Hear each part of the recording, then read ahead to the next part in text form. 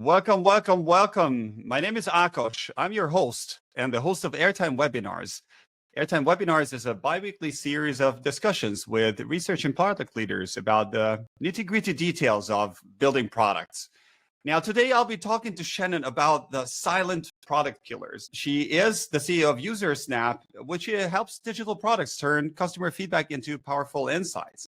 What you need to know about Shannon is that she's a seasoned product leader with a career spanning over 20 years at companies like BlaBlaCar or Acquia. She's also an active mentor and lecturer at Product School or Women in Product. It's a pleasure to have you here. I'm indebted that you accepted my invitation. And let's kick things off by hearing a little bit about yourself and all the amazing things that you've worked on. Oh, thank you so much. That's such a warm welcome and a great introduction, and just happy to be here. Really excited to talk to you. We had such a fun conversation, even just Oh, talking we about did. topics before. We were like, we could talk about this, we could talk about this. So I feel like it was a good match even from the start, like just finding fun things to talk about and having a smart person to talk about them with. So thanks for having me on. I blush Um, easily. So yeah. Well, we have that in common. High five. So I do think that as far as talking about me, I'm bad at it. So I'll talk about Usersnap. I'm really excited. I'm really excited about what we're doing. We're definitely taking this company in a new direction with a really different value proposition coming your way. So watch this space. When we talk about growth killers, I mean, a lot of companies are struggling because of AI. They're struggling because of the competition increasing. They're struggling because of new value propositions that are coming out, which are much more accessible. And I think Usersnap is definitely in the middle of that battle. So it's a great time to have AI at your fingertips because it pushes you to do new things, and that's exactly what we're doing. So it's really cool to feel like in this company that has 10 years of history and customers and software that's been well maintained and is super clean and a fabulous team behind us, I get to reinvent a big chunk of this. So it's the coolest time to be in this company. I'm really stoked. I'm very, very stoked about it.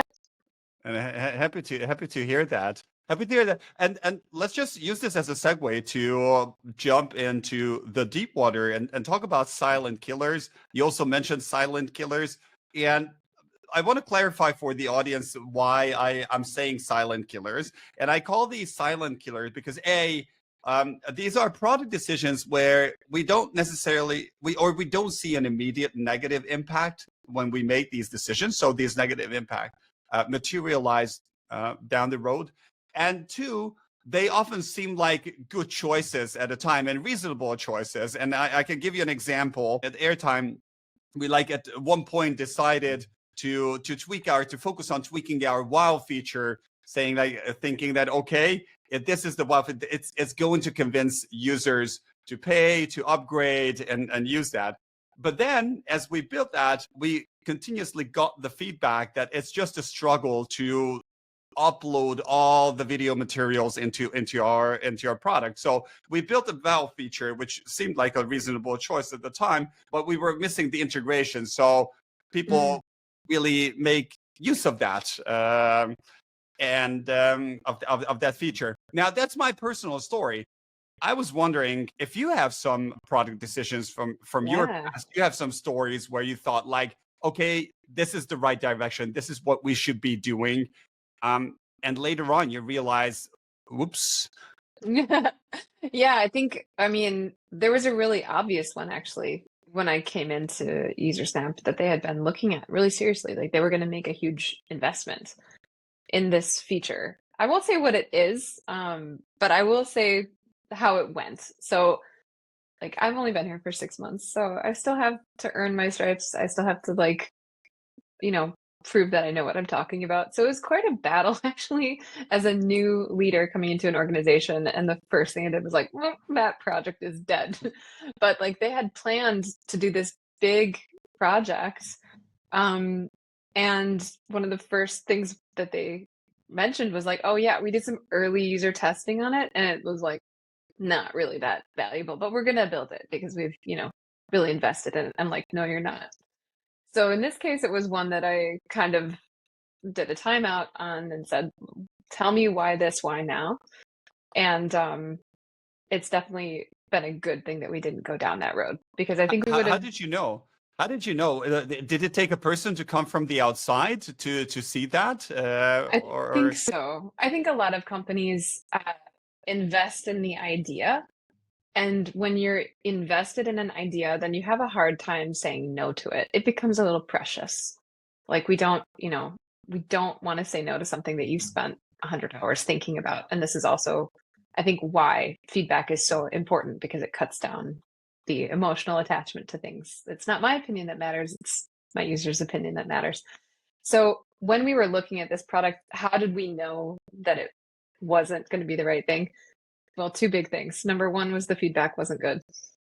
That was an obvious one for me. Like, we're a feedback company, people. We did get good feedback on this. Like, don't do it. And then the second thing was I did just a smidge of market research. Who out there is already doing it? And like, what's that look like in the grand scheme of functionality? Is it innovating? And something that I try to do in all of our products. And I'm working on an article for the Product Compass on this, so I won't share all of it right now. But I do think that there are critical things that you have to validate before you go pursue something. And in this case, it wasn't perceived as a critical functionality. It wasn't differentiated or innovative in the market, so it wasn't novel. It was just kind of like, oh yeah, that's something that everyone does, and we wouldn't do it quite as well as everyone else. And they said it wasn't critical. So for me, it was like those three things just kind of made it really obvious that we could spend 6 months building this big feature set, but it wouldn't solve a critical problem for the user. So why bother, right? And I think a lot of companies get kind of caught up in their process of, I think this is cool. I think I should build it. I spend a lot of time thinking about it, dreaming about it. And so then even if I get some negative feedbacks, I'm still wanting to do it. And I had to kind of break that feeling of attachment. But then it is it is being an outsider. You know, it's the process that you described to me is a little bit like being in Vegas and playing poker, and then you know, the more you're losing, the more you're invested in that process, right? And then the less inclined you are to pool, and just because you already invested time in thinking about it, meetings, research, and everything. So to pull the plug, it means that you like literally say, okay, that was, it's not a waste of time because you learned something that you shouldn't build, but it feels like a waste of time that you could have researched something that is more valuable. Right. For I'm much more now in the vein of like fast assumption testing. Which is, I use my LinkedIn all the time for that. I just maybe reach out to people in my network. I reach out to our customers as well. I've got a little internal SaaS group, user testers, that people who are willing to give us fast feedback on things. And I'm saying, hey, what do you think about this? Is this a problem for you, or doesn't matter to you? And like, I think it's really important to have those channels. And when I want to do a bigger test that's more validating, I will use Usersnap, and have many times since I've started here already, which I find really helpful. But I'm kind of moving away from this like previous process of let's spend a lot of time in discovery, and let's spend a lot of time like, imagining the solution. And I spend a lot more time just talking to customers and talking to users. Makes it so much easier. And another example that we have in that same vein, which we are debating actually, is like these small fixes. Like, are they really worth it? I think that's one of the things that does really hold companies back, is like a small change oftentimes has a small impact. And I think it was our head of product at SaaS Group, Daniel, who also has said this to me. So I want to make sure I attribute this insight to him, because when he said it to me, I was like, yeah, that's true. And it really made me think a lot. I think that when you are doing little teeny tiny tweaks, it's a trap a lot of teams fall into, where they're like, oh yeah, 10 customers asked for a fix to our filters.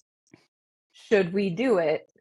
And if it's like, yeah, there's a bunch of people asking for it, we have a little bit of time in the roadmap, why don't we? But what I think people don't realize is that they're saying no to something that could be really high value. Like you could make a bigger investment that you've hopefully validated the assumptions and need and criticality around. But you could be making a really big impact. I think too many teams, and maybe historically at Usersnap, it was like a lot of, we'll just tweak this and we'll just make a tiny change here. Yeah. And I'm trying to really push the team to like look for big impacts for users, find big pain and find big impacts. And I think that doing the opposite leads to a very slow death, essentially.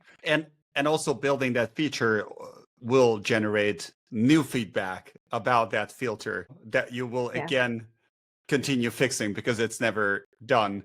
So it takes also future bandwidth from the team.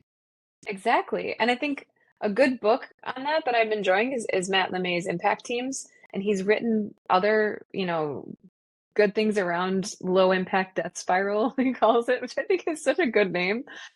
Because it really is the crux of the problem that you're not solving by doing this, like, oh, we did this, and then they said they wanted a small tweak, and so we did a small tweak, and then they said they wanted a small tweak, and so we did a small tweak. And pretty soon you're just iterating on this tiny little feature instead of getting ahead in the market and building something innovative and new and valuable and exciting.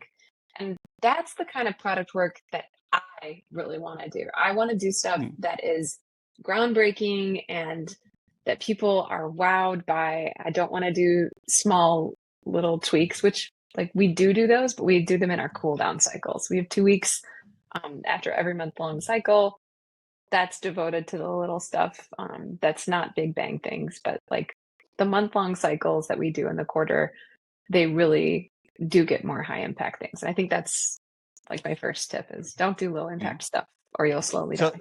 So like low, if let me just take it to an abstract level. I'm looking for characteristics of slow or silent killers, and one of the characteristics that I picked up is low impact. It's not that important for customers. Do you see other important characteristics? Yeah, I think not building for your ideal customer profile or not building in a way that's attached to your strategy is another way that you can be slowly kind of killing your product. So I'll give you a concrete example. There's an item in our backlog right now that we were just scoring earlier today. I have a score set that I do, and it makes me think. It's not like a hard decision. It's just something that makes me think. So I was scoring this, and I'm like, oh, it actually scored really low because it's not that tied to our strategy, and it's like it's not that urgent. Probably wait. And like doing it is a choice that I'm going to make for the team because it's a morale win. Like it's a fun project for them. But you better believe in the next cycle that I'm going to plan, it's going to be all high impact stuff because I'm making a little bit of a dip in the impact. So doing things that are, and this one is not related to our strategy, and it's not really for our ideal customer profile. It's not really for the key persona that we're building for, which is product people. So I feel like I'm deviating a little bit from my strategy right now with this one project. Now, it's a small project, but still, it like irks me. And I can see that as a trait of like, if I were to make that a habit of not keeping the focus on what is the purpose of what we're trying to build, what is our immediate goal that we're trying to achieve, and who is it for, and what is the pain that we are trying to solve. If I'm not really focused on that, it's really easy to lose your way, and pretty soon you're just building stuff that's not focused on your ideal customer profile, and then they stop coming to you because you're not solving their pain and you're not focused on them.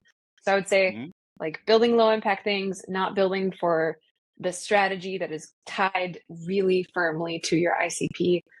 Of course, you're going to break the rules sometimes, but don't make it a habit. If you are making a habit of it, your product will slowly die. At the end of the day, they have some sort of a scorecard, right? Yeah. And then I give you an example. Like when we thought when we thought about which features to build, we had 6 dimensions at airtime. We looked at is this feature, is this something that the competition already has, or is it truly differentiating us? Do we have the expertise to build this feature really, really well? And so on and so forth. And then we looked at like weighted averages and just saw how things scored. Do you have something similar? Yeah. It's actually starting out the same way. So I mean, there's the typical stuff like, is it Yeah. viable? Is it feasible? Is it ethical? Like, there's the questions, what I call the Marty Kagan five, like the classic questions that people ask themselves. But when I was working in my backlog, I used to like put those in columns and be like, let's rate them. But it wasn't actually helping me make decisions. I had different questions in mind, and I've posted about this on LinkedIn. But my approach is, first of all, is it having the right impact? Number one, like, is it tied to my strategy? Is it for my user? Is it really making a difference in their life? Am I solving enough pain? So like thinking about pain in terms of, is it like the frequency? Is it felt a lot by the right audience? And is it something that they really feel strongly in its intensity? Is it very frequent and very intense and for the right audience? Then I'm like, this is the right thing to worry about in terms of impact. If it's a really low intensity but comes up all the time, I just don't care about it that much. Honestly, it might come up a lot, but it's kind of one of those things where it just becomes annoying. So I think about impact first, and I get rid of anything that's low impact. It's just not worth my time to even think about with the rest of the categories. So I get rid of that stuff first. I think about feasibility as well. So you mentioned, like, do we have the expertise? I think about, does my team have the skill set? Do we have the tools? Do we have the means to deliver on this? Or am I being too, like, stars in my eyes, too excited about something that's just not, like, my feet aren't on the ground here and we can't build it? I also think about the frequency of like, which is essentially the reach. How many customers, what types of customers? Sometimes I'll even do a back of the napkin, like MRR, like if these 10 enterprise customers are all asking for it and it's worth this much and I invest this much, like, is the ROI there? I think about it in that way sometimes if I'm not 100% sure about the frequency and is it worth the impact. Sometimes we'll do the math from a financial perspective. And the last thing I think about is maybe this like urgency question. Can it wait? How long could it wait? What happens if it waits? Another way of thinking about that is cost of delay. If I delay, how When much you does this say cost me? can it wait, is it do you mean like can it wait for the customer? Like is it something that the customer just needs to have today? Like an Yeah. accountant. You need to have an accountant if you're a company because somebody has to do the books at the end of the month. Mhm. Exactly. So like if this feature were not delivered, what does my customer feel about it? Are they like, this sucks, it cannot wait another day, fix it? Or is it like, I wish you would do this, but like it could wait a month or it could wait a quarter? And those things all get, weighted for us. And then after I've done some scoring, I actually have a couple of other what I call balancers. So I look Mhm. at a few things, like, is it internal or is it customer facing? Because sometimes you have to do the internal stuff and you want to balance between those things. And I look at, is it more retention or is it maybe more acquisition or is it both? And I want to balance between things that attract and things that retain. And then I look at also, there's a couple other things I look at. I'm trying to think what makes sense. I just try and check all the balances. Oh, is it innovation or iteration? Am I bringing something new and novel, and do I have enough of that? Versus making sure that things that I've already shipped are getting some love and are being improved, and I'm not just like doing a thing and then not touching it for a year. So there's some balancing act that happens, but I want to do the first round and get rid of all the stuff that might be low impact or could wait before I think about balancing out. Because it helps me to focus the work essentially. So that's my process. Amazing. When we think about, or when I think about silent killers, I'm also thinking about like an alarm system. Yeah. Are there any KPIs Yeah. that you've used in the past or that maybe you're using right now that are Um, giving you a hint constantly or a pulse check whether certain decisions maybe that you made, but at least indicating that okay, they're not taking the product in the right direction?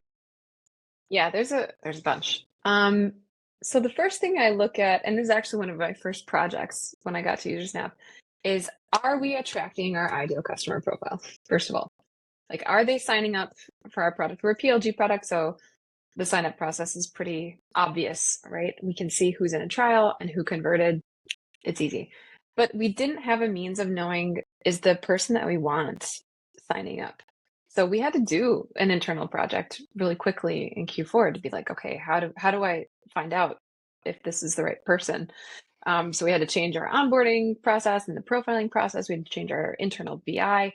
We had to change our tracking in order to be able to see, are we getting our target audience? So I think if you're not getting your target audience, that's a really good indicator that you're off track. It And could also be, you gather that segmentation information in the onboarding process, right? So yes. I don't know, maybe you didn't ask, or you before you did not ask about job title, and now you added it as an optional field. It's just a made up Mhm. example, but is this the kind of changes that we're talking? Okay. Yeah, one of the key examples of what we were missing was actually the size of the company. So Hmm. we work a lot with mid-market. We do have enterprise customers. We do have startups. We work a lot with the mid-market because they feel the pain of what we're trying to do the most. But we didn't have a means of like finding out. We would have to like go and look at the company and then do external research. Like, what is this company? How big are they? And that was such a waste of time. So I'm like, okay, let's just ask them right in the beginning. It takes them one extra question. It's so easy. Our roles were also a little bit like hard to discern in some ways. So we changed the role. The goals were also very feature focused, and I didn't like that. It didn't help me understand what they were trying to do Achieve. and what Yeah. their pain was. It told me which feature they were trying us out for. And what I really wanted to know is, what is their goal? What are they trying to solve? So we changed around some of those questions that I could be like, okay, draw a circle around these people. These are the ones we want. Can we match? And so we just started that process. And I think it's really helpful to understand what's going on. A second thing that I look for is like, they're obviously that conversion rate. So not only just the sign up rate and are you attracting them, but how many are converting is a second Hmm. one. So you might attract a ton. And in PLG, we see this a lot because you're opening your doors to everybody. So maybe you're attracting your ICP, but your product is not compelling enough for them to actually convert. So that's a second KPI that you definitely want to watch for. You can also look at the rate of growth. So like, are you attracting enough, not just the right people? And are they converting, but is it enough growth? If you have slow growth and flat growth for a really long time, I think that's a bad sign for the product. It shows that you are not attractive enough, essentially. And maybe the last one, and the big effort that we've been putting a lot of time and energy in, is analysis on churn. And it's great to have the central team at SaaS Group. The data people there are awesome. So I can say like, look, this is the chart that I want, and I want it to like show this kind of line. This is the data that I pulled, and this is, the fields that I'm looking at, and this is over time what I want to see. But essentially, it had three things: who's churning, which package types, which customer types, like what's the segment that is churning, Hmm. how much are they churning? So should I even care about this? Is it enough MRR that I should be like, oh? And then also the last one is, what's the trend over time? And so I think the last one is maybe the most interesting because it tells you if you're on a bad trend or not. So at Usersnap, it was very like up and down. So we don't really have a trend, and we do have also very high reactivation rates. People will churn because they finished whatever they're doing and they don't want to pay for 3 months. And so they're like, and then they come back. So our churn is really hard to analyze in that way. And it's very up and down, um, depending on what type of person it is, which is also why we Yeah. want to focus more on product and less on, developers or other teams that are just going to be like one-off projects, whereas product managers are much more cyclical and need continuous feedback and continuous discovery. I think that that's way more interesting as a target audience. So I would look at your churn and see, what is the trend overall, because that's really interesting. So low growth, a churn that's increasing, your ARPU that's going down, These are all three things that really indicate your product is in trouble. Yeah. I want to go back to your first point because you mentioned that you had a point in the onboarding process where you asked about which feature attracted you. That was the setup earlier on. When you mentioned that, I thought, well, isn't this how I sign up? When I sign up for tools, there's typically one feature. Like there are hundreds of Yeah. features that each tool have, and there's one feature which I really need, and I sign up for that. And then later on, I may use other features as well. But that's so to say a trigger. Um, is it? Are you still tracking this in any way, or did you put it on the umbrella of goals and understanding how like certain features bring you closer to achieving a goal? We're doing it in like stealth mode. So Mhm. we find out what is their role and what is their goal. So who are you and what are you trying to do with this product? And then we can look at the activity. We can see which features, which like template types are getting the most usage. And that tells us, oh, so this role plus this goal means that they wanted to do this. And it influences us in terms of the behavior that we can expect from that combo. And we do a warm onboarding process where we say, like, if you are this person and you have stated that this is your goal, we think you're most likely to want to use these things. And so we'll reduce your decision-making time and suggest and reduce your customization, and just say, like, here, this is the paved path that we've seen work really well and that a lot of customers use. So try this instead of, thinking for 3 days, which type of solution do I need? So we do look at that, and it's really helpful.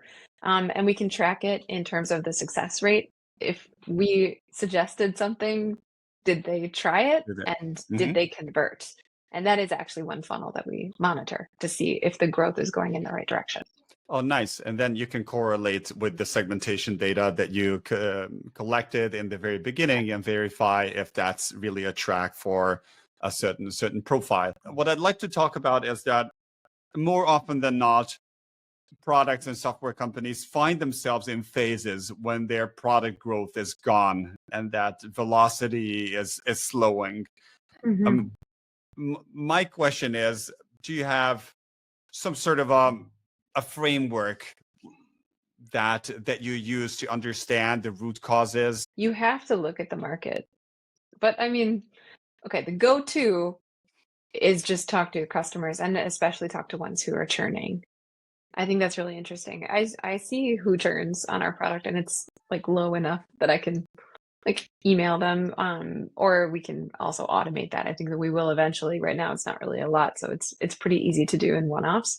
But I like write them a personal email. Oh, I'm like interested to know like what happened here. And I think that that's always a great conversation. You learn so much in those moments, more than just a survey will tell you. But a survey is a good opener. It's a great way to like get your foot in the door. But I like to dig in a little deeper in a conversation. So just talk to the customer is generally the go-to that I like the best. Another thing, when we were looking at our own situations, like where we feel like engagement was low and we didn't know why, my first questions are, is it because they can't find it? Like, do we have a findability issue? Is it because they can't use it? Is it a usability issue? Or is it because they don't like it? Or it's not like convincing them that they should, use it. It's not attractive enough. So they're finding it and they're like, oh, I could do this, but I don't want to. Right. So that's kind of the three questions that I look at. And so even in some of the assumption tests that I had for our next round of work, we're like, okay, this engagement is low. Like, which one is it? Let's do some assumption testing. So I go and I talk to my ideal customer profile. I talk to our customers. I talk to my internal testers. And those are the three kind of like the trifecta of groups that I will speak with and try and understand. And it doesn't take that long. Like one poll in one day can get you some good level of market validation on what you're thinking about or what you're trying to prove. So even just having the right audience at your fingertips, I think is a huge advantage for any PM, and PMs who don't have that advantage, I think are going to have to make the bet. And I think that's when you're in the danger zone, when you don't have any way of asking and getting an answer. So feedback is the way, in my opinion. You're also in a privileged position by running a feedback company, so you can use your own Yeah. product. Oh my God, it's so annoying. It's called cheating. Oh yes, it is. It is. But you know how that goes too. Like it's great. Yeah. Yeah, True. it's pretty fun. We both have that advantage. It's really great to be able to Yeah. use your own drink your own champagne, as we say, like I can use it. I can put a poll out there to, 20 or 30 of my key contacts who are willing to give me fast feedback. And I can say, I just have a quick question for you. We fill this out. And then I can go and look at what was auto tagged and what bubbled up is important and what's the magnitude of the sentiment that people are talking about. It helps me see more quickly, not just what people are saying, but where I should be paying attention. And I think that's where the real value in these conversations is. It's uncovering that insight that you didn't have before and feeling more confident in your decision making is really the impact that it has on the product person doing the work. So I think we could measure the success of a tool like Usersnap and how confident does someone feel at the end of the day with what they're going forward with. Yeah, I see the first question from Samantha. I'm gonna put it on the screen, and she's asking about outliers. Can you Yeah. So share like, your yeah. do I take note of outliers? It's funny. It depends on the type of question. So when you're doing like a Kano test and you want to find out, is this feature a delight, something they're not expecting, and they're like, ooh, look at this, or is it like a required, which is maybe a little less exciting? Then the outliers are actually really interesting, and they're interesting because they tell us two things. They tell us there's more than one group at work usually. If you get a lot of consensus and then there's like some like big outliers, you can probably make an assumption that you have two cohorts going on.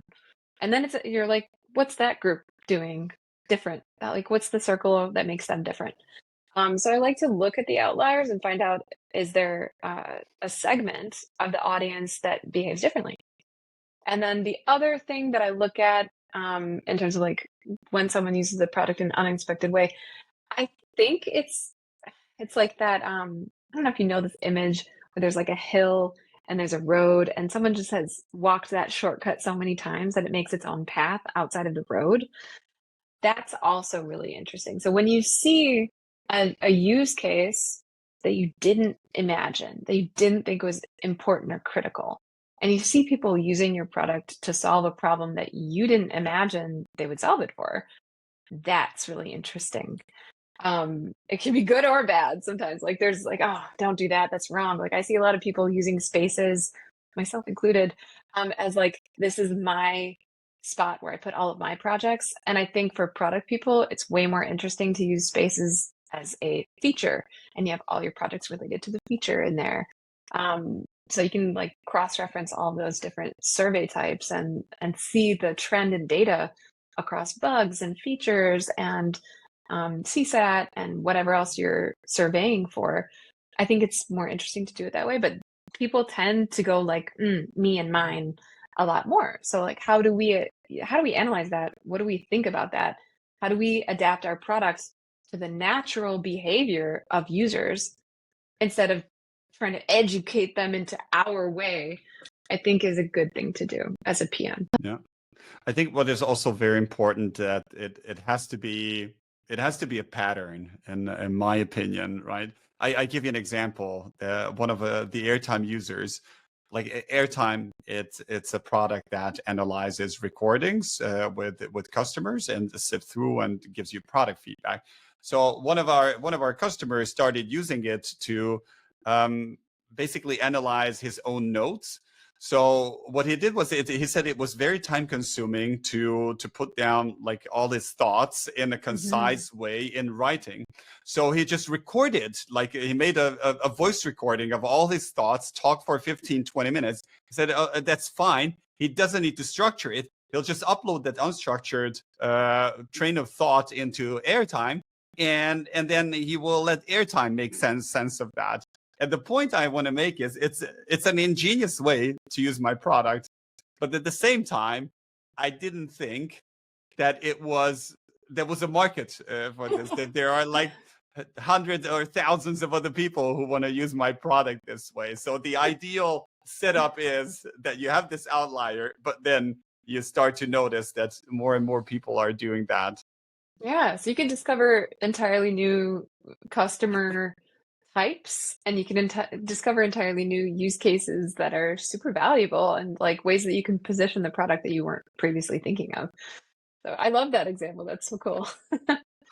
One more point to Samantha. I think back I listened to one of Jared Spool's weekly webinars. That was a long time ago, and he was arguing that the most interesting insights you can get from the fringes of your ICP, because that's where things start to wobble a little bit.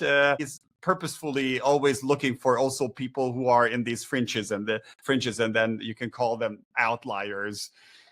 Yeah, I mean, it tells you also where the boundary is.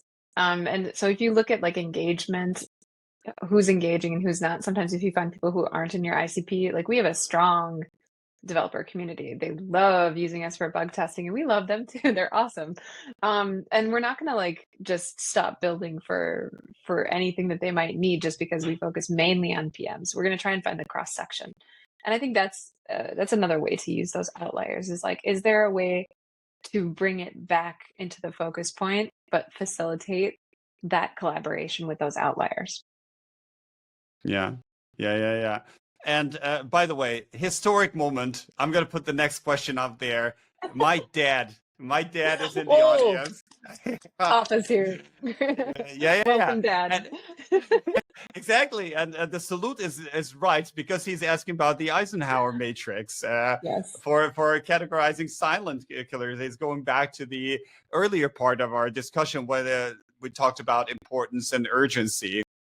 What are your thoughts around that? So I love a good Eisenhower matrix.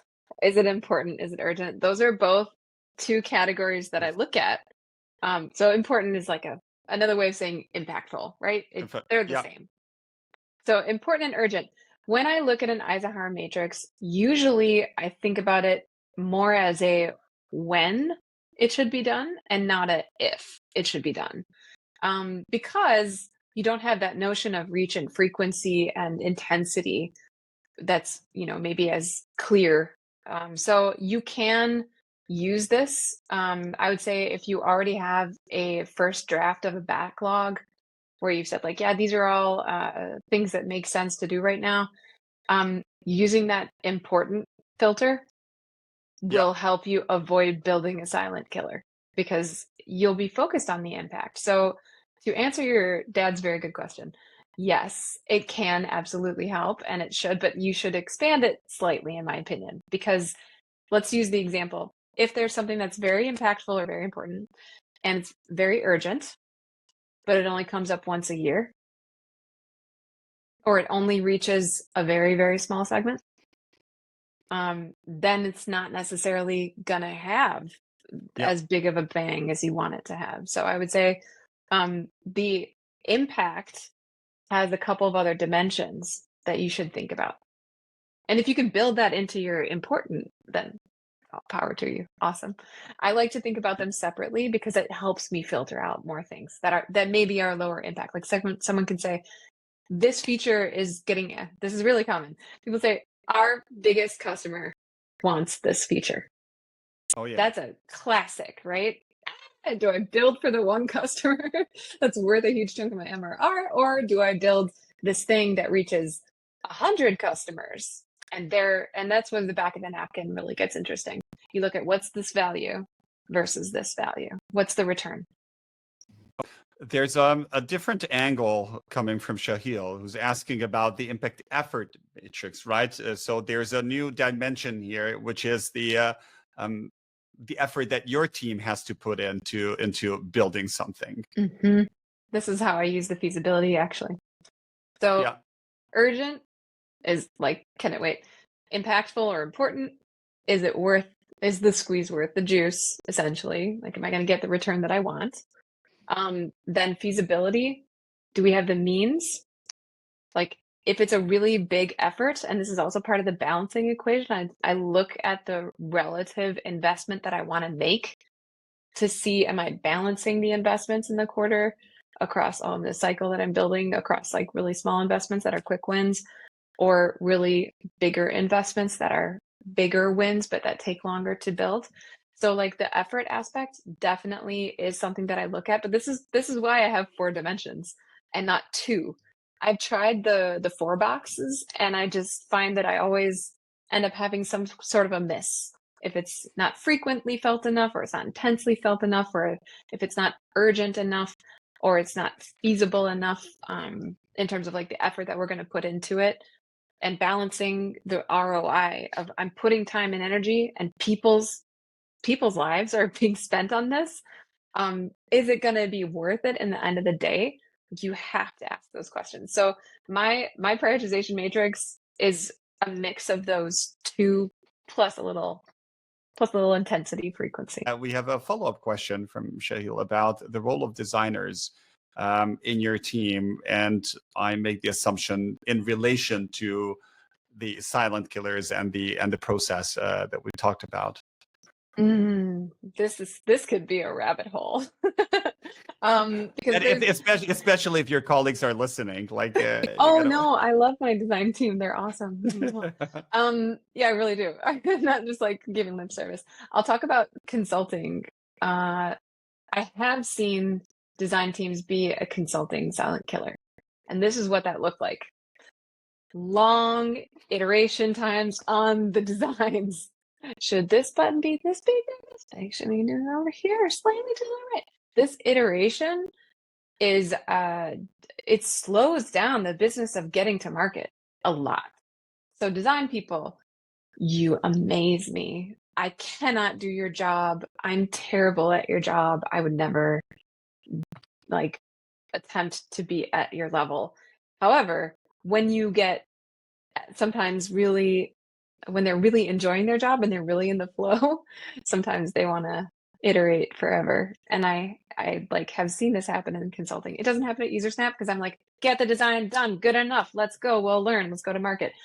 So I don't try and get perfect designs. I try and get definitely good enough designs, and our team is really good at that. I'm really grateful for both our central and internal design folks. And when we're doing this in other ways, I've seen it in other companies where it can take like a month to get like a small change done. And I'm like, the time of developers and product people and senior leadership and all the stakeholders that you're vetting this with, like, it's just, you kill the ROI, you kill your time to market, you kill your innovation time. There's so many negative impacts. So design people, if you want to be a boon to your team, if you want to build their ROI fast, which is the way to growth, quick iterations. Don't nitpick. I know it's hard, but you have to try and get good enough and then learn from the people using it what you missed, because your idea might not be the best idea. So learn from analytics, learn from micro feedback or other feedback from your customers if they have any usability issues. Yeah, the micro feedback is my favorite, actually. Just putting a little feature satisfaction or user satisfaction right on the thing. Oh, what did you think about this? What a great way. Kicks NPS's ass, in my opinion. It's so much better than NPS. It tells you about the thing they're doing. Was it the right flow? Was it in the right way? Was it the right cost of effort for them? Was it the right experience for them? Were they missing something? Like, you can get so much good feedback in the moment by doing a micro survey that you miss in a user test, or that you miss in an NPS that's like general happiness. So I love a micro feedback on the feature. That's a great way to get good feedback. And that's also an amazing final word. Shannon, I'm so grateful that you accepted my invitation and you came on this webinar. You shared all your stories and wisdom and matrices and additional spice and take on them. So thanks so much. And also big thanks to the audience for the very insightful questions. And Shannon, I wish you the best of luck with Usersnap. It's been the first 6 months, and I'm sure there's like a lot of adventures are ahead of you. So I'll be having an eye on you and Usersnap, and best of luck with the company. Yeah, thank you so much for having me. It's been such a joy, and thank you for sharing your wisdom and insights too. It's been great. Wish everyone a nice evening, afternoon, or early morning, depending on where you tune in from. Take care, everyone. Thanks, everybody. Bye bye. Ciao, ciao.